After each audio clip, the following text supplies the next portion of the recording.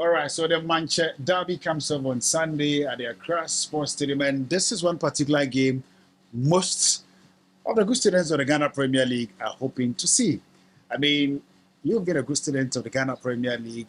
How do you feel, especially when Accra to folk are about to start on a very bad note? It's the same excitement you would have ahead of such games.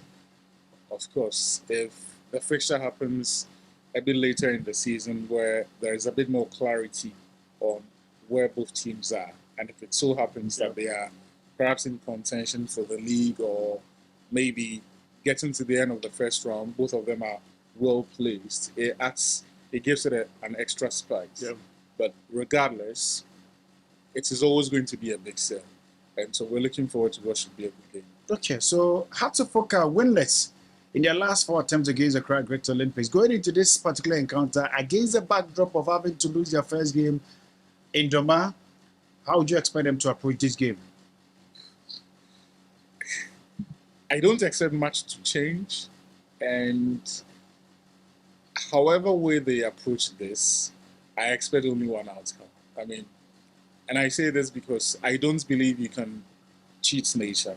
Hatterfolk have been, since winning the FA Cup last year, they have been ponderous, they have been listless, without a semblance of any coaching.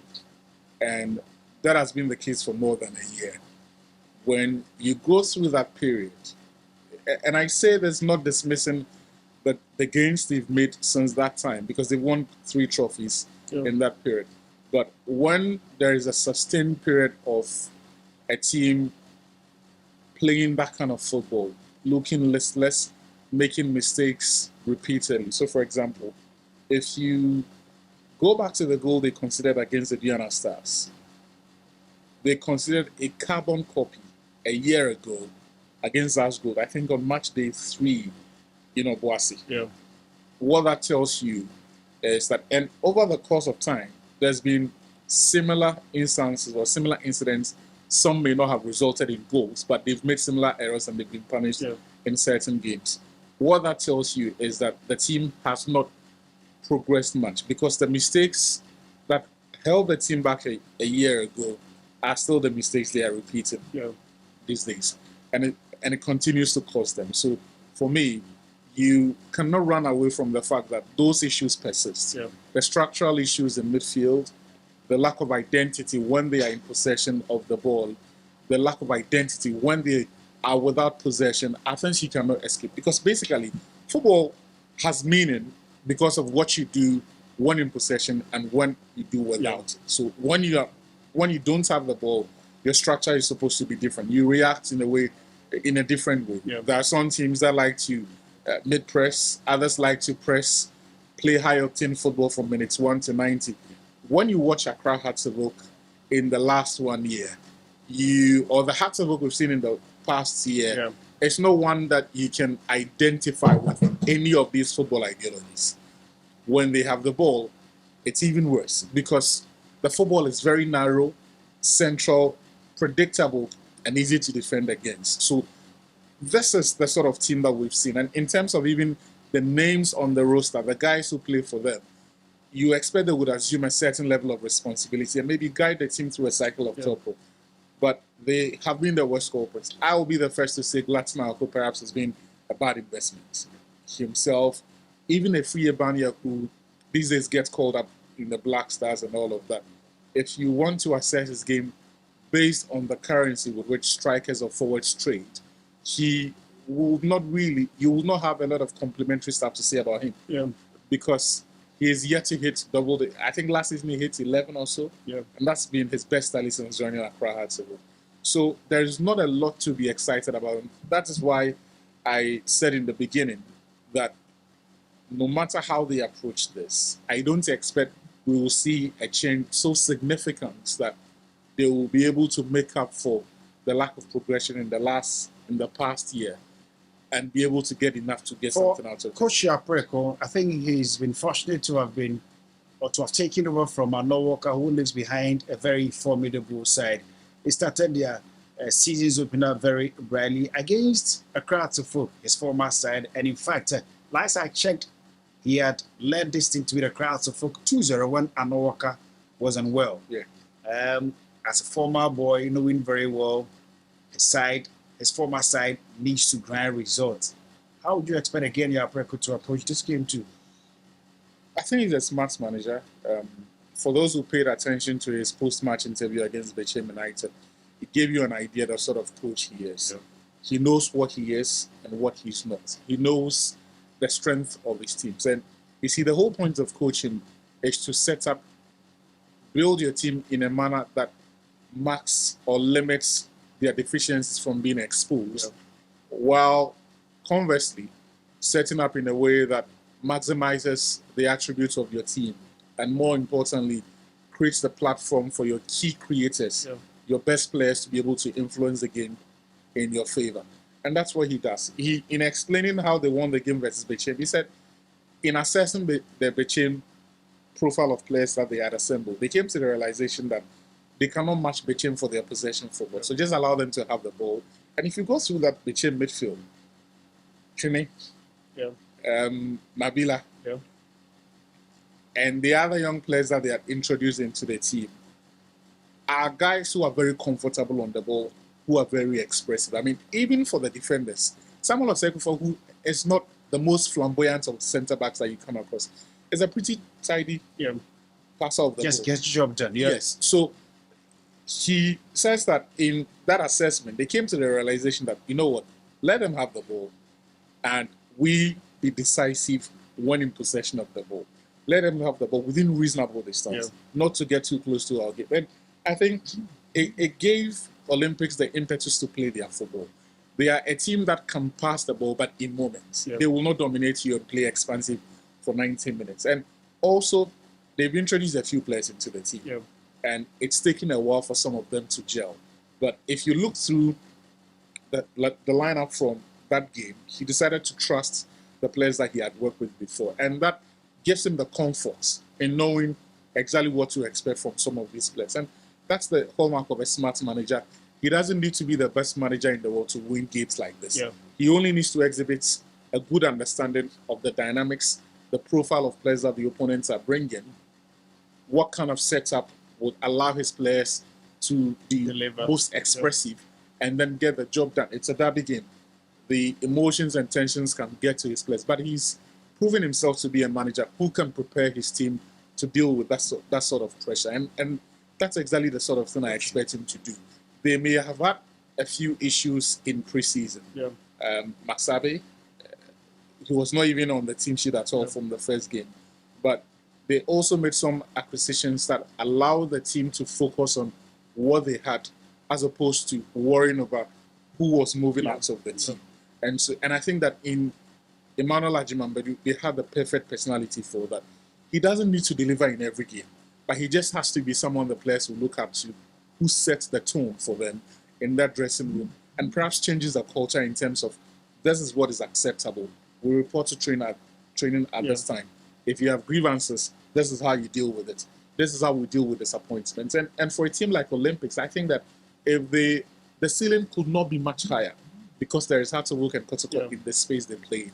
But if you're looking to make any improvement, these are the little things that will determine whether or not what you deem to be success is attainable or not. Okay, let's talk about your approach. He lost 3-0 to Accra Olympics last season, and then again, he lost in his first game in Doma. Would you say, if things go south against Olympics tomorrow, he would near the exit door? He was not in charge for the 3-0 last season. It was Hamza. Hamza, Hamza was in this I think, But I think it was that, his team, if you like. Exactly, But if Habsburg failed to win Sunday's game, what does that mean to his future? He's running out of currency. Even Wudu's biggest supporters will tell you that the team has not made the sort of progress that was expected. If you look at the football that they played in the first 6 months, some of the football was breathtaking. When Manchester United beat Arsenal by 3-1, the first goal that United scored, they put together quite a number of passes. It took me back to the 2-1 win over Legon Cities in the season Hearts won the league. they put together 14 passes without any Legon City's player touching the ball. Basically passed the ball from midfield to the goalkeeper, started all over again to score. There was clarity in job detailing, in telling the players, or clarity in those instructions, the positional rules and instructions and everything to the players about who does what and how all of that dovetails into the grand scheme, the team's plan in the grand scheme of affairs. But since winning, as I've said, the FA Cup last year, we have not seen any of that. They were expected to kick on. Instead, they've taken a few steps back. Last season, they finished what? About 17 points, was it? Behind Kumasi and Asante Kotoko. And winning the FA Cup appeared to be more of consolation than anything else, than anything with real significance. And if you look at the football that they play, and earlier I spoke about some of the issues that have characterized them in the past 1 year. The defensive mistakes that we saw last year are the same that we saw last season, and we saw it on the opening day.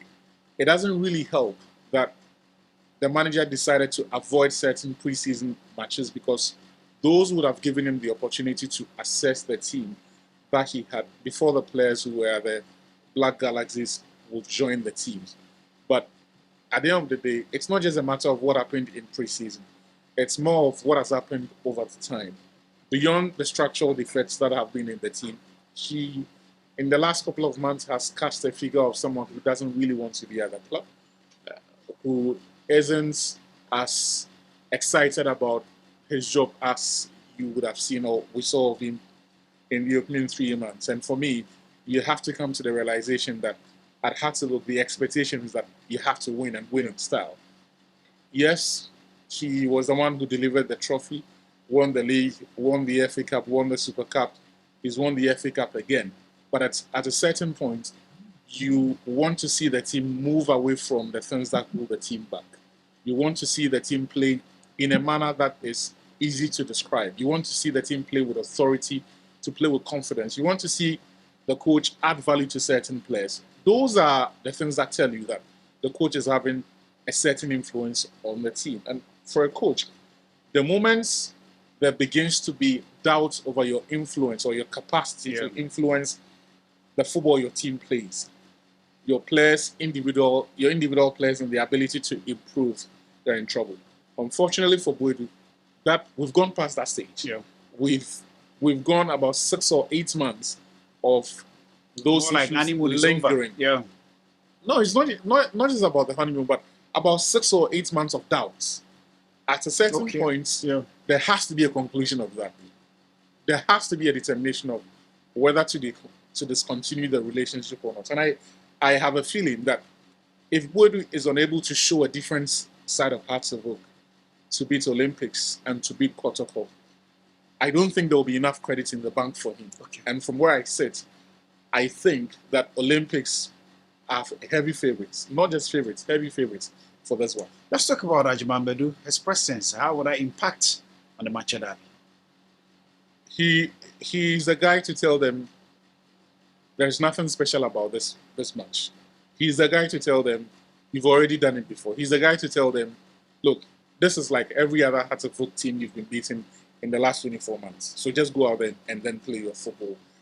His personality in that team gives Hartlepool something to worry about, which means there is enough space for someone like Emmanuel Akese, who we saw blistering pace, combination of speed and dribbling ability, and excellent decision making in what resulted in that Bechem goal, that goal against Bechem United.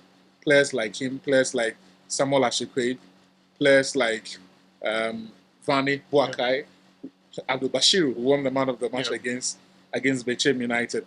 And the thing about this Olympics team is they just needed someone to rally around to drive them forward. So when our coach was there, we saw everything went through him. And I suspect that in Emmanuel Ajiman-Bedu, if the coach is going to set up the team in a manner that just offers the platform for him to do what he wants to do, because he's not the sort of player that you would want to restrict. I mean, even during his heydays, he's never been the most tactically disciplined player that you want. And so I think he's the guy to give the players the impetus to play their football, take away the pressure from them, and just allow the team to be what they've been against Atsu in the last couple of in the last 2 years, and they have not gotten to this point of confidence through fluke or anything. They've worked for it. When they've beaten Atsu, they have been the better side. They have outplayed them. They've created the better of the exchanges, and then they've gone to. So who wins it? Olympics or Accra Atsu? I think Olympics. On what basis are you taking the Olympics to? I'm saying this because of the football Olympics I've played in the last 2 years, and also, more importantly, the way they play when they beat Accra Atsu. They, irrespective of how poorly they are playing, they are able to put their issues behind them and show a certain level of determination. And you see, for football, so it's not always about the hardcore tactics and movements and formations. And sometimes it comes down to just winning the second balls, showing that determination, covering that extra blade of grass, tracking that next player close to you, and not allowing them the breathing space to decide. And Olympics tend to get a lot of these things right in the games against Accra Atsu. And that is why, even when they tend to make a mistake or two, or an element of misfortune befalls them, they don't lose their heads, they don't lose hope, they just keep pounding on, and they get something. I remember when Nete scored that brilliant goal against Olympics, they had reason to complain about the goalkeeper being impeded, but it didn't stop them. When Atsu probed in search of the second goal, they didn't lose heart. They just stayed in the game, ensure that they were winning, committing those fouls to break Atsu's momentum. And the moment there was that split, momentary loss in concentration from Radio Voka, you had, what's his name, Rule, getting the better of him, cross comes in, and the ever Alex Maxabi knocks it in to get the goal. And so they have shown a certain capacity to live through the moments, and whatever is asked of them for games like this, they just show themselves competent enough to get the job done. And I honestly do not see them losing this game.